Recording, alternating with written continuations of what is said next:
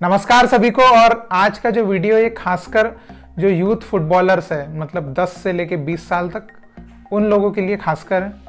और इस वीडियो में मैं बात करने वाला हूँ एक ऐसी मिस्टेक जो कि पहले कई फुटबॉलर्स कर चुके हैं, अभी शायद कई कर रहे हैं और हो सकता है फ्यूचर में करें अगर उनको इस बारे में पता ना हो तो मैंने सोचा उस बारे में थोड़ा सा डिस्कस करना ज़रूरी है। और आप में से कई लोग हो सकता है कि इस बात को बचकाना समझे कि अरे ये तो बच्चों वाली बात है, तो कॉमन सी बात है, सबको पता है।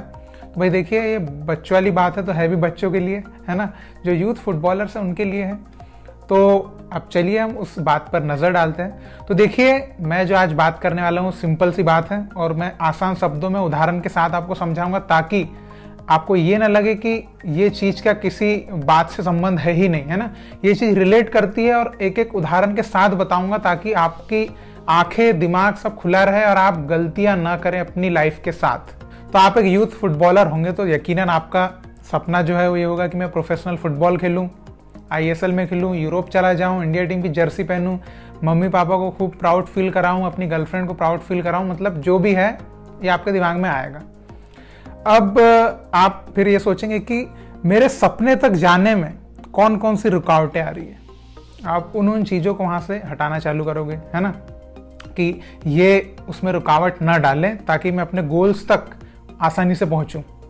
बहुत सही है, ये एक प्लान होता है और यकीनन प्लान के साथ ही आगे बढ़ेंगे तभी तो ज़िंदगी में कुछ कर पाएंगे। तो कई प्लेयर्स जो है इसमें एक मिस्टेक क्या करते हैं, वो एजुकेशन को ही हटा देते हैं, मतलब एजुकेशन को लाइफ से निकाल दिया। अब आप सोचेंगे कि अरे ऐसा कौन करते हैं, तो भाई कई लोग करते हैं। कई ऐसे प्रोफेशनल प्लेयर्स भी है हमारे इंडिया में ही जो उतने एजुकेटेड नहीं है और कहीं ना कहीं ये असर बाद में पड़ता है, तो उसी के बारे में मैं आगे बात करूंगा। तो देखिए, आप में से कई लोग ऐसा हो भी सकते हैं जिन्होंने ऑलरेडी स्किप कर भी दिया होगा एजुकेशन अपना, और हो सकता है कई लोग ऐसा माइंड में सोच भी रहे होंगे कि यार मैं 12th के बाद कॉलेज जाऊं या फुटबॉल पे पूरा फोकस करूं या कैसे कॉलेज करूं, ऐसे काफ़ी दिमाग में आते हैं। और इस कन्फ्यूज़न में कई जो प्लेयर्स है, देखिए अगर आप एक बहुत अच्छे माहौल में होंगे, मम्मी पापा बहुत एजुकेटेड होंगे, स्ट्रिक्ट होंगे, तो वो आपको ऐसे कदम नहीं उठाने देंगे, अरे बेटा पढ़ाई भी करना है साथ में और अपना खेल पे भी ध्यान दो। और ऐसा अधिकतम आज की डेट में देखें तो फुटबॉलर्स कर रहे हैं, लेकिन कई फुटबॉलर्स है और इनकी मात्रा शायद ज़्यादा भी हो सकती है, वो ऐसा नहीं कर रहे हैं। मतलब वो एजुकेशन को कर देते कि यार अभी बाद में करेंगे या फिर अभी हम फोकस नहीं कर पा रहे एजुकेशन के कारण, ऐसा कई प्लेयर्स करते हैं। तो उससे नुकसान आपको ही होगा बाद में, अभी नहीं दिखेगा। अभी तो आप मस्त खेलोगे, अरे ISL भी खेल लोगे, लेकिन हो सकता है बाद में आपको पता चले अरे यार ये तो अब आई समस्या। तो ये जो एजुकेशन को स्किप करने वाली बात है, इस पर से मैं आपको एक उदाहरण देता हूँ कि बहुत साल पहले की बात है, जब मैं स्कूल में था अपने, तो मेरा एक सीनियर प्लेयर था जो बोर्ड में था उस टाइम पे, ठीक है, मतलब 12th क्लास में।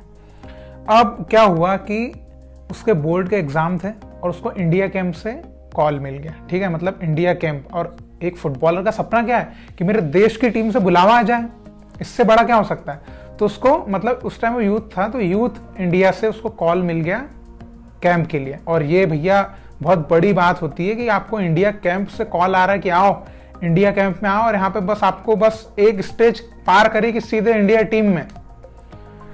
अब उसके सामने क्या था, बोर्ड एग्जाम भी देना है और इंडिया कैंप भी, और सेम टाइम पे, है ना, सेम टाइम पे बोर्ड एग्जाम, सेम टाइम पे अपना इंडिया कैंप। तो उसने सोचा कि यार चलो चलते हैं कहाँ, इंडिया कैंप में, क्योंकि ये अपॉर्चुनिटी बाद में मिले ना मिले। इंडिया कैंप में गया, कट गया, सिलेक्शन नहीं हुआ, बोर्ड एग्ज़ाम भी चले गए, ठीक है, वो साल भी पूरा बर्बाद चला गया। अब आप में से कई लोग सोच सकते हैं कि अरे वो तो अच्छा ही किया ना, मतलब इंडिया कैंप में गया, सीखने को मिला होगा, लेकिन कहीं ना कहीं ये भी तो एक गलत डिसीजन हुआ। तो ये वाले एग्जाम्पल से आप दो चीज़ें निकाल सकते हो कि इंडिया कैंप जाके भी अच्छा ही किया और 12th नहीं दे के बुरा भी किया, मतलब इसमें आप दो चीज़ें निकाल सकते हो। तो अब मैं इसको कवर करने के लिए एक बहुत अच्छा पॉजिटिव एग्जाम्पल आपको देता हूँ, ठीक है। आज की डेट में इंडिया में एक बहुत ही टैलेंटेड मिडफील्डर है, उसका नाम सबको पता होगा, नींद में भी पता रहता है, अपूया भाई, ठीक है, बहुत ही टैलेंटेड मिडफील्डर। तो इनका भी बोर्ड एग्जाम था एक टाइम पे। तो जिस साल अपूया भाई के बोर्ड एग्जाम थे उसी साल में था ट्रायल्स इसका अंडर 17 वर्ल्ड कप स्क्वाड का, वर्ल्ड कप के लिए, ठीक है। तो इन्होंने नहीं दी, उनके घर वालों ने बोला कि भाई पहले बोर्ड एग्जाम इसको क्लियर कर ले, इसके बाद तो फ्री हो जाएगा, है ना। तो उन्होंने ट्रायल्स नहीं दिए और फिर बोर्ड एग्जाम होने के बाद नेक्स्ट ईयर उन्होंने trials the under 17 world cup squad की और वो सिलेक्ट हो गए और आज आप देख सकते हैं उन्होंने वर्ल्ड कप भी खेला, आज इंडिया टीम के प्लेयर है। अब ये है एक पॉजिटिव एग्जाम्पल की अपॉर्चुनिटी जो होती है ना वो आपको मिलेगी। ऐसा मत सोचिए कि हाँ अगर आप में काबिलियत है आपको अपॉर्चुनिटी मिलेगी, उसके लिए आपको अपनी जो प्रायोरिटीज वाली चीजें हैं उनको स्किप करना या मिस करने की जरूरत नहीं है, ठीक है। तो इस बात को आप समझिए, ऐसा इसका ये मत लीजिए कि नहीं ये चीज मेरे को शायद बाद में नहीं मिलेगी। अरे ऐसे कैसे नहीं मिलेगी, आप में हुनर है, सब कुछ है, तो कैसे नहीं मिलेगी। अभी आप बताइए अपूया भाई जो है उनको किसने कौन सा सेटिंग लगा के अंडर 17 वर्ल्ड कप स्क्वाड में शामिल करवा दिया होगा, बिल्कुल नहीं। टैलेंट से सिलेक्ट हुए अंडर 17 वर्ल्ड कप स्क्वाड में, जितने भी प्लेयर थे टैलेंट था तो सिलेक्ट हुए, क्योंकि अगर टैलेंट नहीं होता तो उनसे अच्छे प्लेयर अगर आप सोच सकते कि ला सकते थे तो कहाँ है वो प्लेयर्स, मुझे तो नहीं दिखते। फिर उसके बाद देखिए मैं यहाँ पे ये नहीं बोल रहा हूँ कि आप अपने स्कूल को स्किप जो कर रहे हो उसको मत कीजिए या कॉलेज जो स्किप कर रहे हो उसको मत कीजिए। मैं यहाँ पे आपको बोल रहा हूँ आप जो है अपना नॉलेज गेन करना मत रोकिए। आप फुटबॉल खेल रहे हैं लेकिन आप 24 घंटे फुटबॉल नहीं खेल रहे हैं, आप 24 घंटे फुटबॉल के बारे में भी सोचते भी नहीं होंगे, मुझे पता है। और अगर आप ऐसा सोचते होंगे तो मुझे लगता है कि आप अपनी लाइफ में एक लिमिटेड जिंदगी जी रहे हैं, ठीक है। क्योंकि आपको हर एक एस्पेक्ट्स पे काम करना जरूरी है। ऐसा नहीं कि आप 24 घंटे फुटबॉल, आपको अपना एजुकेशन भी देखना है, आपको अपने सोर्स ऑफ इनकम कहाँ से आने वाली है। अगर आप बड़े हो गए होंगे तो वो सब चीज़ों पे सोचना पड़ेगा।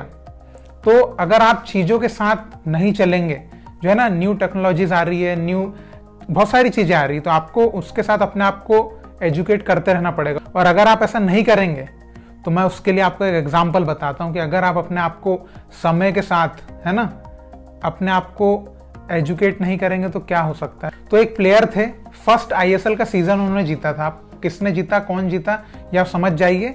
मैं यहाँ पे किसी की डिसरिस्पेक्ट नहीं कर सकता नाम लेके और कुछ भी लेके, ठीक है। तो फर्स्ट आईएसएल का सीजन जो था उन्होंने जीता था, ठीक है।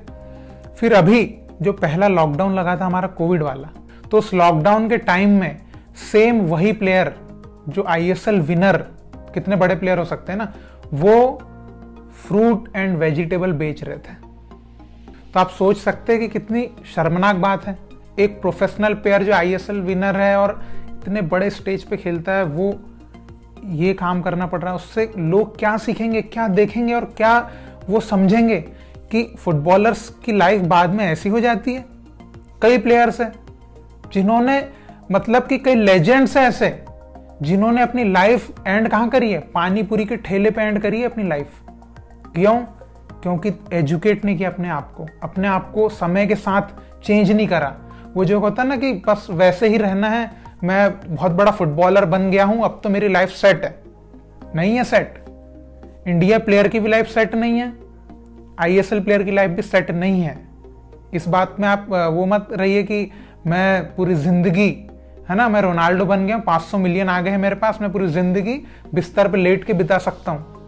अभी उतने लेवल पे नहीं पहुंचा है। अभी अपने इंडिया में आप देखिए कितने प्लेयर्स है जो करोड़ में अर्निंग करते हैं, कितने प्लेयर है जो बहुत अच्छा पैकेज मिलता है जिनको आई लीग में भी या आईएसएल में भी, है ना। हर प्लेयर को तो 50 लाख नहीं मिल रहे, हर प्लेयर को तो 1 करोड़ नहीं मिल रहे, है ना।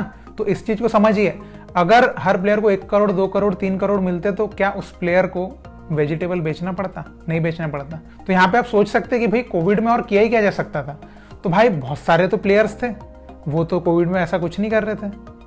तो यहाँ पे क्या बात आती है, अगर वो बहुत एजुकेट होते तो जो उनको पैसे मिल रहे थे या उन्होंने जो भी कमाए होंगे वो उनको या तो कहीं इन्वेस्ट कर देते या कुछ तो करते, जिससे कि उस कोविड टाइम में उनका एक इनकम का जो जरिया है वो बना रहता। कोविड टाइम में कई लोगों ने पैसे बनाए ऑनलाइन एजुकेशन देके, ऑनलाइन फुटबॉल क्लासेस देके, है ना, और अपने नियरेस्ट प्लेसेस में बच्चों को फुटबॉल की ट्रेनिंग दी, पार्क में फुटबॉल की ट्रेनिंग दी, ऐसे करके पैसे कमाए लोगों ने।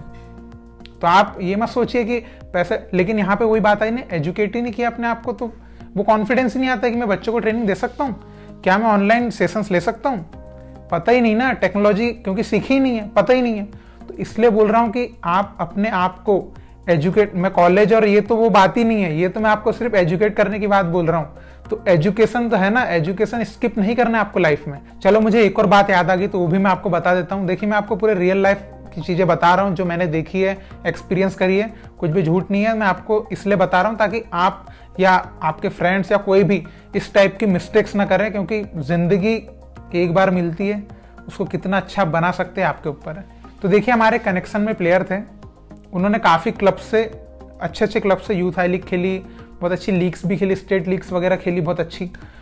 और उन्होंने 12th के बाद जो है अपनी एजुकेशन जो थी उसको बंद कर दी थी और कुछ भी सीखना ही बंद कर दिया था। मतलब ऐसा नहीं कि कोई बुक से कुछ सीखना हो या नई चीज़ें सीखना हो, ऐसा कुछ भी नहीं। 12th के बाद कंप्लीटली मतलब कि शट डाउन कर दिया था, बस टोटली फुटबॉल, ठीक है। और अच्छा खासा चल भी रहा था, स्टेप बाय स्टेप, मतलब ये यूथ आई लीग खेली, फिर नेक्स्ट यूथ आई लीग खेली, ऐसा धीरे धीरे चल भी रहा था, प्रोग्रेस हो रही थी। अचानक क्या हुआ कि अभी बीते वर्षों में क्या हुआ, उनकी फैमिली में कुछ ऐसी सिचुएशन हुई कि पूरी घर की जिम्मेदारी उनके ऊपर आ गई, ठीक है। और एज कितनी, सिर्फ 18-19 साल, तो पूरी जिम्मेदारी उनके ऊपर आ गई। अब वो अगर फुटबॉल कंटिन्यू करते तो वहाँ से अभी तो अर्निंग उनकी नहीं हो रही थी, लेकिन घर भी तो है ना। तो ऐसे टाइम पे अब उनके पास क्या था कि उन्होंने 12th के बाद एजुकेशन किया नहीं था, अब दिक्कत हो गई। तो अभी वो जो प्लेयर है वो कर रहे हैं एजुकेशन, मतलब अभी वो फिर से रीस्टार्ट किया उन्होंने अपना पूरा एजुकेशन करना। तो ये अगर वो मिस्टेक नहीं करते, अगर वो अपनी उस टाइम फुटबॉल भी खेलते रहते और कंटिन्यू करते रहते, तो अभी तक तो बहुत आगे रहते है ना। और मान लीजिए अपने जिम्मेदारी उनके कंधों पे आई भी रहती तो अभी तुरंत उनके पास सडनली कुछ ऐसा इंतजाम कर सकते थे कि हाँ अभी सोर्स ऑफ इनकम कहीं से जनरेट करते। लेकिन ये एक मिस्टेक के कारण अभी वो पूरी तरह से उनको फोकस करना पड़ रहा है पे, एजुकेशन पे। तो ये देखिए, जस्ट एक मैं आपको एग्जाम्पल बता रहा हूँ जिससे कि आप समझ सके कि ये छोटी छोटी मिस्टेक, ये बच्चों वाली बात है, लेकिन कहीं ना कहीं ये बहुत बड़ी बात है। तो मैं इसलिए बता रहा हूँ, नहीं तो मैं फालतू का इतना टाइम लेके वीडियो बनाता भी नहीं। तो चलिए हम इसी टॉपिक पर आगे बढ़ते हैं और अब हम बात करेंगे लैंग्वेज के बारे में, ठीक है। कि कई प्लेयर्स आपने देखा होगा, ISL में भी देखा होगा और अच्छे टॉप प्लेयर्स को भी देखा होगा कि वो इंग्लिश उनको उतनी अच्छी नहीं आती है। तो इंग्लिश सीखना भी आपके लिए बहुत इंपॉर्टेंट क्यों, मैं आपको बताता हूँ। आप बहुत अच्छे प्लेयर है, आपका करियर बहुत सॉलिड चल रहा है, ठीक है, ये बहुत अच्छी बात है वैसे तो, मतलब पॉजिटिव संकेत है। खुदा ना खास्ता, भगवान ना करे आपके साथ ऐसा कुछ हो जाए कि आपको अब फुटबॉल में आप कंटिन्यू नहीं कर सकते, ठीक है। तो ऐसे टाइम पे आप क्या सोचेंगे कि यार मैं कोच बन जाता हूँ। बहुत अच्छा विचार है और आप बन भी सकते हैं क्योंकि आपको फुटबॉल का नॉलेज अच्छा है। लेकिन आज के डेट में फुटबॉल कोच बनने के लिए क्या चाहिए, आपको चाहिए लाइसेंस। अगर आपको अच्छी इंग्लिश नहीं आएगी, आपको इंग्लिश की समझ नहीं होगी, इंग्लिश की कुछ होगा नहीं ज्ञान, तो आप लाइसेंस कोर्सेज को क्लियर कैसे करेंगे। अभी कई ऐसे प्लेयर्स हैं जो लाइसेंस, मतलब मैं यही बता रहा हूं कि कई टॉप प्रोफेशनल प्लेयर्स हैं जो लाइसेंस कोर्स में फेल हो रहा है। ये मैं आपको बता रहा हूं सच्चाई। तो ये मत सोचिए कि मैं इंडिया खेल लूंगा तो मैं लाइसेंस तो यूं निकाल लूंगा, अरे ऐसा बिल्कुल नहीं है। वहां पे आपको रिटर्न देना है, प्रैक्टिकल देना है ना। चलिए प्रैक्टिकल आपने सॉलिड दे दिया, रिटर्न का क्या करेंगे, अगर आएगा नहीं वहां पे आप हिंदी में नहीं लिख सकते। ये हमारे देश की अब दुर्भाग्य है कि भैया हमको हमारे देश में सब अंग्रेजी में करना पड़ता, अब क्या करें। तो अब तो वैसा लेकिन चलना पड़ेगा। तो फिर तो इसलिए कई प्लेयर्स जो है मैंने देखा है कि मैंने खुद, मेरे सामने कई प्लेयर्स हैं जिनको इंग्लिश कुछ नहीं आती, तो मैंने उनको बोला कि भाई आप इंग्लिश बोलो मत, कुछ मत करो, पसंद मत करना, जो करना करो, लेकिन इंग्लिश सीख के रखो, ये आपको आपकी लाइफ में काम आएगी। लेकिन नहीं, अरे हाँ देख लेंगे ना, देख लेंगे, ऐसा किया। मेरे सामने कई प्लेयर्स ने किया है और आज मैं उन प्लेयर्स की दुर्दशा देख भी रहा हूँ। तो इसलिए मैं ये भी सजेस्ट करूंगा, अगर आप थोड़ा बहुत, आप हो सकता है कई गांव में भी रहते होंगे तो इंग्लिश का उतना माहौल नहीं रहता है, तो आप खुद से अपने आप को एजुकेट कीजिए, थोड़ी बहुत इंग्लिश सीखने की कोशिश कीजिए, जिससे कि आप एटलीस्ट ये ऐसे कोचिंग लाइसेंस वगैरह निकालने में सक्षम रहे, है ना। यहाँ पे बहुत ज़्यादा एक्सट्रीम लेवल की इंग्लिश नहीं चाहिए रहती है, लेकिन एटलीस्ट आप आपका रिटर्न निकाल दो। इसके ऊपर भी मैं आपको एक उदाहरण बताता हूँ। एक हमारे कनेक्शन में एक थे, उनकी इंग्लिश वगैरह उतनी अच्छी नहीं, क्योंकि वो उतने अच्छे बैकग्राउंड से नहीं आते, माहौल से नहीं आते। वो जैसे तैसे उन्होंने डी लाइसेंस निकाल लिए, है ना, क्योंकि ऐसी जगह से किया था कि जहाँ से लगी रहा था कि हो जाएगा पास, और बहुत पुराने टाइम में उन्हें डी लाइसेंस कर लिया था, तो वो मिल ही गया था। जब वो सी लाइसेंस करने गए तो अब तो मॉडर्न ज़माना आ गया है ना, तो सी लाइसेंस निकाल नहीं पाए। और उसकी बहुत बड़ी वजह ये भी थी कि उनको कम्युनिकेट ही करते नहीं आता सही से, क्योंकि वहाँ पे तो अब यही है ना सीन, और रिटर्न भी तो देना है सी लाइसेंस में, तो वो रिटर्न का भी लोचा हो गया। तो इस चक्कर में अब उनने सोचा कि भाई अब मैं लाइसेंस देने जाऊंगा ही नहीं, तो यहाँ पर उन्होंने फुल स्टॉप लगा दिया। तो क्या आप ऐसा करना चाहेंगे? तो इसलिए आप अपनी लाइफ में देखिए, इंग्लिश सीखना कोई बहुत बड़ी बात है नहीं, है ना, और नहीं आती तो भी कोई ऐसी बेकार बात नहीं है, लेकिन आपको ज्ञान हो तो ये बहुत अच्छी बात है। तो इंग्लिश भी इसलिए सीखिए और एजुकेशन से दूर मत भागिए। बस मेरा यही समझाने का ये मतलब था, एजुकेशन से दूर नहीं भागना है। क्यों? क्योंकि लिमिटेड है, फुटबॉल करियर लिमिटेड है। कहाँ तक खेलोगे, कितना तक खेलोगे? 60 साल तक फुटबॉल खेल सकते हो, प्रोफेशनली नहीं खेल सकते। एजुकेशन 60 साल तक कर सकते हो आप, 70 साल मरते दम तक, है ना, चिता पे लेटते तक आप पढ़ाई कर सकते हो, लेकिन खेल नहीं सकते आप वहां तक। और अपने इंडिया में भी ऐसा माहौल भी नहीं है कि आप, है ना, 50 करोड़ बैंक में डाल के बैठ जाओगे घर में, चलो अब तो कोई टेंशन ही नहीं है, ऐसा भी नहीं है। चलिए मान लीजिए आप एक बहुत अच्छे फुटबॉलर बन गए, जैसे सुनील छेत्री भैया ऐसे बन गए, है ना, आपकी करोड़ों की अर्निंग भी हो रही है, सब कुछ हो रहा है, लेकिन एक बात बताइए, वो पैसे को सही तरीके से आप इन्वेस्ट करना, ये सब करना, कोई बिजनेस स्टार्टअप में इन्वेस्ट करना, ये सब चीज के लिए आपको उतना मेंटली प्रिपेयर भी तो होना पड़ेगा। अभी सुनील छेत्री भैया बहुत एजुकेटेड बंदे हैं, मतलब घर भी, बैकग्राउंड भी उनका बहुत अच्छा है, पढ़ाई लिखाई भी अच्छे से करी है उन्होंने, बहुत एजुकेटेड है ना। जितने भी सहाल वहाल ये सब बहुत एजुकेटेड लोग हैं, तो इनको अपनी लाइफ में बहुत कोई चैलेंजेस नहीं आने वाले इस टाइप के, है ना, कि कोई चीज नहीं आती या नहीं सीखा, पता है। लेकिन जो यूथ, कई फुटबॉलर्स है जो ऐसा समझते हैं कि नहीं, फुटबॉल पे फोकस मतलब फुटबॉल ही, बाकी सब गए तेल लेने, तो ऐसे में आप जाओगे नरक में, है ना। मतलब आपका फुटबॉल है, आप फुटबॉल खेलिए, लेकिन एजुकेशन को सांस इक्वली नहीं, थोड़ा चलने दीजिए। ऐसा नहीं कि एकदम इसको हटा दिया, क्योंकि अगर इसमें कुछ गड़बड़ी होती है तो फिर कोई संभालने वाला नहीं रहेगा, ये सीधे जाएगा नीचे नाव, है ना, सीधे समुद्र के अंदर।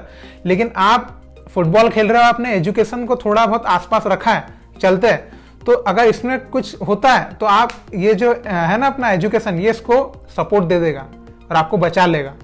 लेकिन अगर आप सिर्फ इसके भरोसे रहे यहाँ पे, तो आप जो गिरोगे ना, तो आपको बचाने वाला कोई नहीं रहेगा। तो इसलिए मेरा जो बोलने का एक ही मतलब है कि भैया एजुकेशन, जो प्लेयर्स भी दिमाग में आ सकता है आपके या आता होगा, तो जो प्लेयर्स भी एजुकेशन को नेग्लेक्ट करने की कोशिश कर रहे होंगे, बिल्कुल मत कीजिए। मैंने बहुत प्लेयरों की दुर्दशा देखी है इसमें, दुर्दशा, और बहुत प्लेयर्स को मैंने फिर गलत चीज़ों में जाते हुए भी देखा है कि वो जब पैसे की बात आती है ना, तो पैसे के लिए इंसान फिर कुछ भी करना चाहता है, तो जो मिलता है वही चालू कर देता है। तो मैंने फिर वो हालत भी देखे हैं। तो इसलिए मैं यही कहना चाहूँगा, ये जो मैंने आपको सब चीज़ें बताई है, ये मैंने अपनी आंखों से देखी है, तो इसलिए मैं आपको बता सकता हूँ, ठीक है। आप हो सकता है 14-12 जितने भी साल के हो, तो अगर आपके दिमाग में ऐसी कोई बात आए तो आप ऐसा मत सोचिए कि मैं फुटबॉल खेलना चाहता हूं तो एजुकेशन को मैं थोड़ा सा साइड कर देता हूं, अरे इसकी जरूरत नहीं है। आप इजीली एजुकेशन फुटबॉल साथ में कर सकते हैं, कोई बहुत बड़ी बात नहीं है ना। आप फुटबॉल सुबह ट्रेनिंग करोगे या शाम को ट्रेनिंग करोगे। और चलिए ऐसा मान लिया कि आपने प्रोफेशनल कॉन्ट्रैक्ट साइन कर लिया, आपके पास टाइम नहीं है कॉलेज वगैरह जाने का, ओपन स्कूलिंग, ओपन कॉलेज, ये कर सकते हैं आप, है ना। बस एग्जाम देने जाइए और अपने घर में पढ़ाई कीजिए, है ना। आप दिन में अगर 1-2 घंटे पढ़ाई करेंगे तो आराम से एग्जाम्स क्लियर कर सकते हैं, आपको नॉलेज भी मिल रहा है। मेन मेरा कहने का मतलब ये है, नॉलेज, डिग्री वगैरह के वैसे भी जिंदगी में कोई ज्यादा वैल्यू है नहीं, ठीक है। और फ्यूचर में तो और डिग्री कचरे के भाव में जाने वाली है ना। बस वो गवर्नमेंट जॉब के लिए चाहिए रहती है, तो वो तो अपने को ज्यादा आइडिया है नहीं। लेकिन आपको अगर लाइफ में कुछ करना है तो आपको नॉलेज पहले चाहिए, है ना। ये C licence, D licence, A licence, इसमें मिलता क्या है? इसमें नॉलेज मिलता है कि आप बेटर तरीके से कोच कर पाए प्लेयर्स को, उनको ऐसा बना पाए कि वो प्रोफेशनल प्लेयर बन सके। तो ये नॉलेज ही तो मिलता है वहां पे, बस। तो इसी के लिए तो बोल रहा हूं कि भैया आपको उस चीज को लेने लायक भी तो बनना पड़ेगा ना। तो अगर आपने एजुकेट ही नहीं किया अपने आप को, तो आप दूसरों को कहां से समझा पाओगे। और आपके मन में ये भी आ सकता है कि अगर मैं बहुत अच्छा फुटबॉलर बन जाऊं तो क्या टेंशन है। देखिए, अगर आप बहुत बेहतरीन फुटबॉलर बन जाते हैं तो आपके एजेंट आपकी हेल्प कर सकते हैं बिजनेस सेटअप करने में, या कोई भी हेल्प कर सकता है, लेकिन वहां तक पहुंचना भी पड़ेगा। तो वहां तक पहुंचने के लिए भी आपको मेंटल स्ट्रेंथ की जरूरत है। वो कब आएगी? जब आप खुद एजुकेट रहेंगे, आपकी फैमिली वाले एजुकेट रहेंगे, सब एजुकेट रहेंगे, तो आपको मेंटली वो सपोर्ट दे सकते हैं। बहुत सारी चीजें हैं जो एजुकेशन, फुटबॉल या एजुकेशन प्लस स्पोर्ट्स क्यों जरूरी है। फॉरेन में देखिए, सब प्लेयर्स वेल एजुकेटेड है अब, मतलब पहले का नहीं बोल रहा मैं, अब सब प्लेयर्स वेल एजुकेटेड है, बाकायदा कॉलेज करते हैं अपना। USA वगैरह में देखिए आप, वहां पे तो कॉलेज और सब चीज साथ में करना पड़ता है। तो बाहर अब ये चीजें बिल्कुल सिस्टम में आ चुकी है। अपने यहाँ पे क्या है कि धीरे धीरे आ रही है, अब थोड़ा कंपलसरी कर रहे हैं कि अंडर 18 या यूथ आई लीग जो होते हैं, अगर आप रेसिडेंशियल एकेडमी में प्लेयर्स को रख रहे हैं तो उनको साथ साथ एजुकेशन देना पड़ेगा, कंपलसरी हो रहा है। लेकिन अभी हो रहा है धीरे धीरे। लेकिन जो प्लेयर्स वहां नहीं है उनका क्या, जो प्लेयर्स किसी गांव में, जो प्लेयर्स किसी छोटे शहरों में, वो तो अभी भी यही गलतियां कर रहे हैं। और मैंने आपको एग्जाम्पल्स भी बताए कि आप ये भी नहीं बोल सकते ऐसा कौन कर रहा है, कर रहे हैं, अभी भी कर रहे हैं। तो मैं बस यही समझाना चाहता हूं, मेरा एक ही मकसद है कि भाई प्लेयर्स जो है अपनी लाइफ में आगे बढ़े। क्योंकि मेन मकसद क्या है कि इंसान की लाइफ का फुटबॉलर बनना, ये तो चलिए गोल है उसका, लेकिन मकसद क्या है, लाइफ में सक्सेसफुल हो, फाइनेंशियली फ्रीडम मिले कि भैया पैसा रहे उसके पास जेब में, जो चाहे वो कर सके, है ना, अपने घर वालों को खुश रख सके, और बाद में फैमिली जो बनेगी उसकी, उसमें सब चीजें अच्छे से वो कर सके। इसी यही तो मतलब चाहत है ना एक प्लेयर की या एक नॉर्मल आम इंसान की। तो उसके लिए क्या जरूरी है, उसके लिए आप अपने आप को कितना बेहतर बनाते चलेंगे लाइफ में समय के साथ, है ना। क्योंकि समय को आप चुनौती नहीं दे सकते कि भैया मैं हाँ देख लेंगे बाद में कर लेंगे, आप बात के चक्कर में तो कभी नहीं कर पाएंगे। तो इसलिए बस मेरा यही है संदेश इस वीडियो के माध्यम से। वीडियो बहुत लंबा हो गया, उसके लिए माफी चाहूंगा, लेकिन दिल में बहुत सारी बातें थी, वो बोलना था, और मेरे ख्याल से अभी तो बहुत बातें हैं, लेकिन फिर इतना लंबा थोड़ा बोरिंग भी हो जाएगा। तो बाकी बातें हम बाद में करेंगे, और कई टॉपिक्स है मेरे पास और कई चीज़ों में आपको बताना चाहता हूँ, तो हम धीरे धीरे बात करेंगे, उसकी कोई टेंशन नहीं है। और जो मैंने आज बोला आई होप कि आपको समझ में आया होगा, और जो नहीं समझे होंगे तो भाई आप खाई में कूदने के लिए तैयार हो जाएं, ठीक है। और आज की डेट में ऐसे मोस्टली प्लेयर्स एजुकेशन और फुटबॉल साथ में कर रहे हैं, लेकिन कई जो नहीं कर रहे हैं ये उनके लिए मतलब वीडियो हो सकता है। और आई होप कि आपको एक जानकारी मिली होगी और आपको कुछ एग्जाम्पल्स के तौर पे उन चीज़ों से रूबरू होने का मौका मिला होगा कि भैया ऐसी चीज़ें भी हो रही है, तो हमको थोड़ा अवेयर रहने की ज़रूरत है। ये बात आपको समझ में आई होगी। तो ओवरऑल अगर आप पूरी वीडियो का सार निकाले तो मैं बस आपसे एक ही बात कहना चाहता था कि आप अपना एजुकेशन को बंद मत कीजिएगा अपने फुटबॉल करियर के लिए, ठीक है। मतलब आप जितना सीख सकते हैं फुटबॉल के अलावा चीज़ें वो सीखिए, और अपनी लाइफ में जितना अपने आप को बेहतर बना सकते हो करिए। बस मैं यही कहना चाहता था, ठीक है। तो आई होप कि आपको ये वीडियो अच्छा लगा होगा और आपको एक इन्फॉर्मेशन मिली होगी। तो अगर आप एक फुटबॉलर बनना चाहते हैं तो आपको बहुत बहुत शुभकामनाएं। हार्ड वर्क और स्मार्ट वर्क दोनों को साथ साथ कीजिए, लाइफ में आप बहुत आगे जाएंगे और कोई नहीं रोक सकता आपको। और इसी तरह भारतीय फुटबॉल को सपोर्ट करते रहिए। बहुत बहुत शुक्रिया वीडियो देखने के लिए। जय हिंद, जय भारत।